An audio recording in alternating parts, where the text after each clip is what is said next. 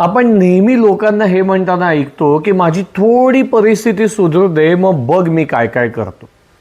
पण तुम्हाला सांगू का, परिस्थिती म्हणजे दुसरं तिसरं काहीच नसतं. एखाद्या गोष्टीला, एखाद्या घटनेला आपण कुठल्या मनस्थितीतनं, कुठल्या पॉइंट ऑफ व्ह्यूनं बघतोय याच्यावर आपण त्या परिस्थितीला डिफाईन करत असतो.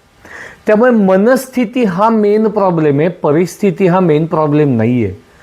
जी काही परिस्थिती आहे त्याच्यातनं सोल्युशन काढणं, त्या परिस्थितीला मात करणं आणि इव्हेंच्युअली आपल्याला जे काही अचीव करायचं आहे ते अचीव करणं, यासाठी चांगली मनस्थिती असावी लागते, म्हणजेच पॉझिटिव्ह माइंडसेट असावा लागतो.